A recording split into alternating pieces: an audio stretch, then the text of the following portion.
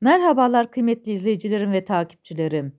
Binur'un Mutfağı kanalıma ve mutfağıma hoş geldiniz. Bugün sizler için yapımı çok kolay olan el açması peynirli çörek tarifim var.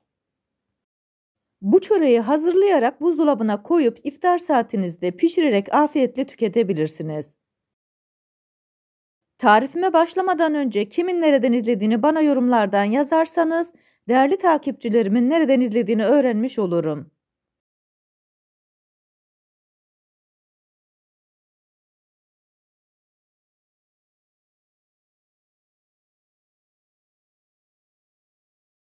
Sizleri daha fazla bekletmeden bu leziz çöreğin tarifine geçiyorum. Herkese iyi seyirler. Hamurumuzu biraz dinlendireceğiz. O yüzden ilk olarak hamurumuzu yoğurmakla başlıyoruz. Yoğurma kasesinin içerisine 1,5 su bardağı sütümüzü ekliyoruz. Kullandığımız malzemelerin oda sıcaklığında olmasına özen gösterin. Yarım çay bardağı yoğurdu ekliyorum. 1,5 çay kaşığı tuz, yarım paket kabartma tozunu ekledikten sonra spatula yardımıyla güzelce karıştırıyorum. Bu tarifimde 5 su bardağı un kullandım. Unu azar azar kontrollü bir şekilde ekliyorum. Unun bir kısmını koyup spatula ile karıştırıyorum. Bu arada tarifimi buraya kadar izleyip beğendiyseniz ve hala kanalıma abone değilseniz, abone olarak beğeni ve yorumlarınızla beni desteklerseniz çok sevinirim. Unun kalanını da yoğurma kasesinin içerisine koyuyorum. Spatulayı hamurun içerisinden çıkartıyorum. Bu aşamadan sonra 3-4 dakika boyunca elimle yoğuracağım. Hamurunuzu ne kadar çok yoğurur, ne kadar özlü hamur elde ederseniz elde etmiş olduğunuz malzeme o kadar güzel ve lezzetli olur. Hamuru elimle yeterince yoğurdum. Tezgahın üzerine biraz un serpiştirdikten sonra hamuru tezgahın üzerine alıyorum. 2-3 dakika boyunca da tezgahın üzerinde yoğuracağım.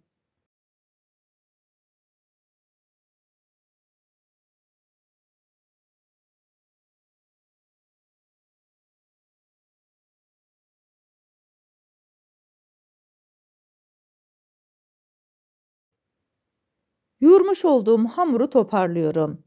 Sizlere bir de yumuşaklığını göstermek istiyorum. Ele yapışan özlü bir hamur elde ettik. Tekrar yoğurma kabının içerisine koyuyorum. Üzerine biraz un serpiştiriyorum.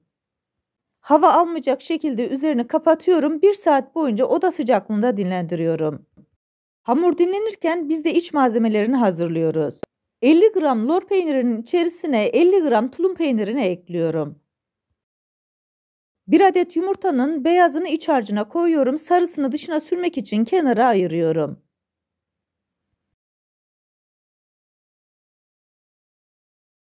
Baharat olarak 1 çay kaşığı pul biberini ekliyorum. 2 dal yeşil soğanı küçük küçük doğradım. Bunu da iç harcına ekliyorum. Yarım demet maydanozu küçük küçük doğradım. Onu da iç harcının içerisine koyuyorum. Bütün malzemeler birbirine geçinceye kadar karıştırıyorum. Hazırladığım iç harcını kenara koyuyorum.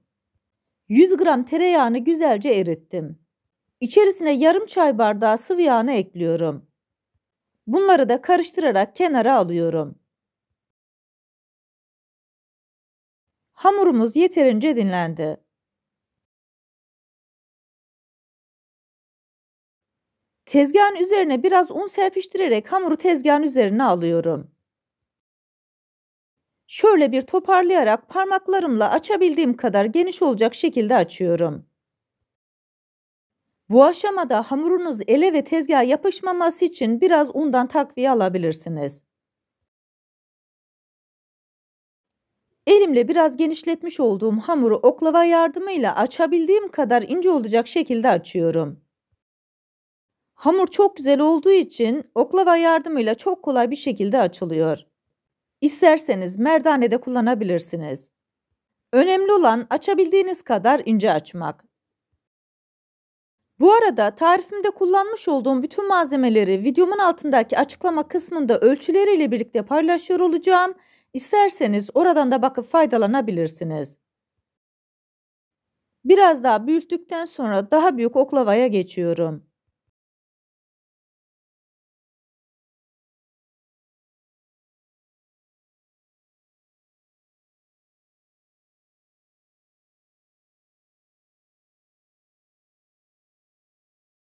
Hamurumuzu yeteri kadar büyüklükte açtık.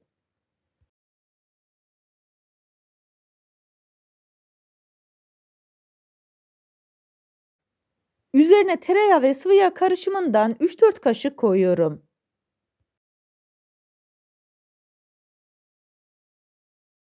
Fırça yardımıyla her tarafına tereyağı ve sıvı yağının geçmesini sağlıyorum. Yağlama işlemini bitirdikten sonra uç kısmını ortaya doğru katlıyorum.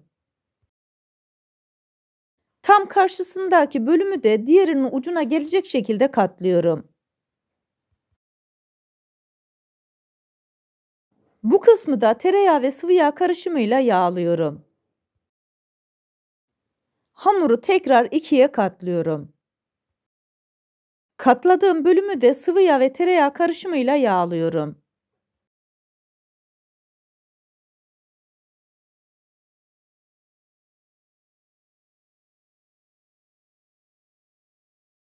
Hamuru uç kısmından başlayarak katlıyorum. Her katladığım bölümü de fırça yardımıyla yağlıyorum.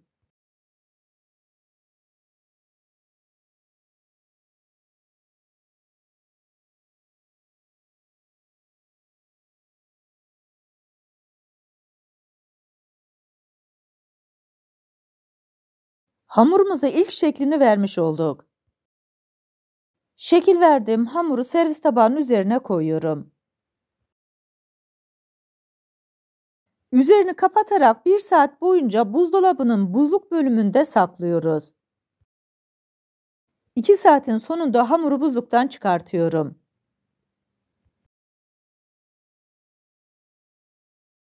Tezgahın üzerine biraz un serpiştirerek hamuru tezgahın üzerine alıyorum. Üzerine biraz un koyuyorum, elimle açabildiğim kadar açıyorum.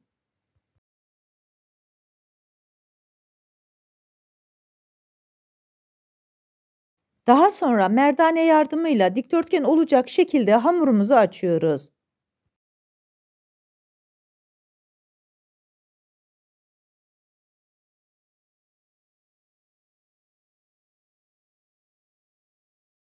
Bir santim kalınlığında olacak şekilde hamurumuzu açtık. Sıvı yağ ve tereyağı karışımıyla tekrar yağlıyorum.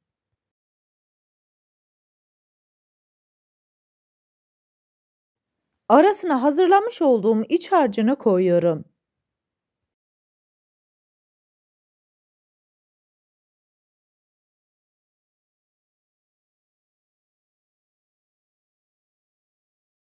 Hamurun her tarafına gelecek şekilde iç harcını yayıyorum.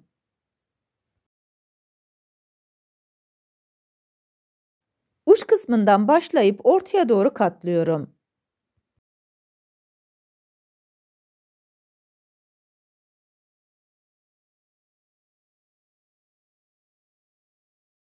Daha sonra diğer ucu da katlamış olduğum bölümün üzerine doğru katlıyorum. Dikdörtgen form vermiş olduğumuz hamuru elimle biraz açarak düzeltiyorum.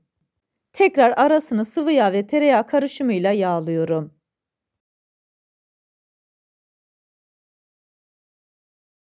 Uç kısmından başlayarak hamuru yuvarlıyorum. Servis tabağının üzerine biraz un serpiştirdikten sonra hamuru servis tabağının üzerine alıyorum. Tekrar bir daha dinlendirme işlemi yapacağız. Üzerine biraz daha un serpiştiriyorum. Üzerine temiz bir poşeti kapatıyorum. 3-4 saat boyunca buzluk bölümünde saklıyorum. İsterseniz hamurunuzu bu şekilde hazırlayarak buzdolabının alt kısmına koyabilirsiniz. Ne zaman isterseniz o zaman çıkartarak şekil verip pişirebilirsiniz. Hamuru çıkartıp yağlı kağıdın üzerine koyuyorum. Burada tepsi boyutuna gelinceye kadar açacağım. İlk önce elimle biraz büyütüyorum. Daha sonra merdane yardımıyla tepsi boyutuna gelinceye kadar açıyorum. Bu arada tarifimi buraya kadar izleyip beğendiyseniz, sosyal medya hesaplarınızdan arkadaşlarınızla paylaşarak bana destek olursanız çok sevinirim. Ayrıca kanalımda birbirinden güzel diğer tariflerim var. Onlara da göz atmayı sakın unutmayın. Hazırladığım çöreği fırın tepsisinin üzerine yerleştiriyorum.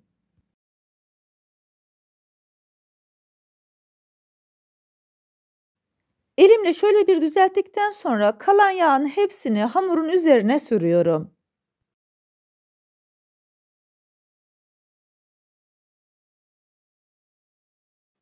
Bir adet yumurta sarısını ortasına bırakarak fırça yardımıyla her tarafına yumurta sarısının gelmesini sağlıyorum.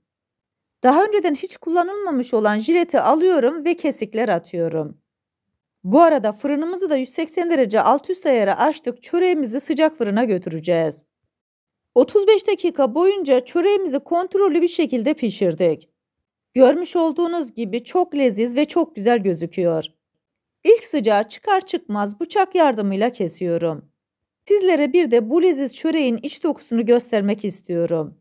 Kat kat ayrılan arasına koymuş olduğumuz lor peyniri ve tulum peyniri sayesinde çok lezzetli çörek elde ettik.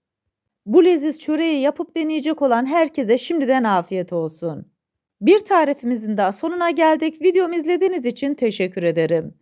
Bana destek olmak için tarifimi beğendiyseniz beğenmeyi, abone değilseniz abone olmayı, yeni tariflerimi izlemek için bildirim zilini açmayı, tariflerimi sevdiklerinizle paylaşmayı unutmayın. Her şeyin gönlünüzce olması dileğiyle. Hoşça kalın, afiyetle kalın, Allah'a emanet olun.